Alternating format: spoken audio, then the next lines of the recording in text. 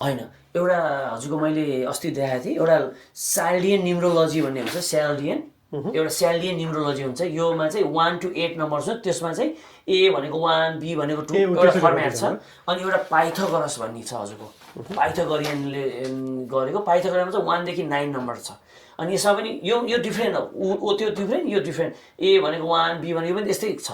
त्यो दुईवटा बेसिसमा चाहिँ उहाँको नेम स्पेलिङ, आफ्नो ड्राइभर र कन्डक्टर नम्बर अथवा मूलाङ्क र भाग्याङ्कसँग चाहिँ नेम स्पेलिङ म्याच गऱ्यो भने चाहिँ उहाँको लाइफ चाहिँ स्मुथ रन गर्यो। लाइक कार भनौँ न, कारको स्टेरिङ दुईवटा 4वटा व्हिल हुन्छ नि त। अनि कार जस्तै इक्जाम्पल, स्टेरिङ त घुमिरहेछ तर टायरमा एउटा टायर पङ्चर छ भने लाइफ त स्मुथ कुद्न त कुद्नै भयो, तर त्यो स्मुथ कुद्ने भएन। नेम स्पेलिङले चाहिँ टायरको काम गर्ने भयो। सो नेम स्पेलिङको गर्दाखेरि चाहिँ उहाँको एक्चुअली हेर्न मिल्छ के छ भनेर। ओके, सो आचार्यजीको चाहिँ अघि हामीले क्यालकुलेट गर्दाखेरि नम्बर्सहरू के आएको छ र कस्तो हुन्छ भनेर त हामीले कुरा गऱ्यौँ।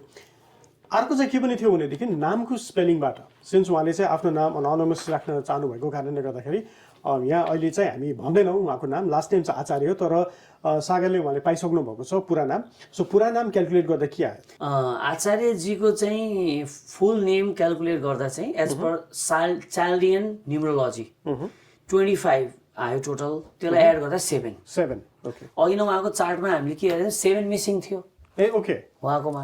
नेम स्पेलिङले 7 को हेल्प गरिरहेको छ, मिन्स यो 7 चाहिँ स्पिरिचुअल बनाइदिइरहेको रहेछ, उहाँलाई रिसर्च एक्टिभिटीमा लाग्ने एनर्जी दिइरहेको रहेछ।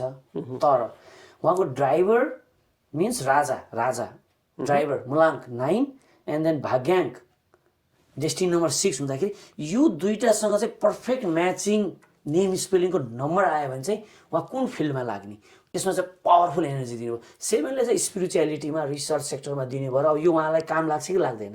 If he is scientist, if he is lawyer, if is in IT, 7ले हेल्प गर्न सक्छ। अदरवाइज उहाँ अरू फिल्डमा हुनुहुन्छ भने यो 9 and 6 को कम्बिनेसन आएको छ, 9 ड्राइभर 6 को कम्बिनेसनमा चाहिँ 7 चाहिँ त्यति पावरफुल नहुन सक्छ। सो यसलाई पावरफुल बनाउनलाई चाहिँ के गर्न सकिन्छ?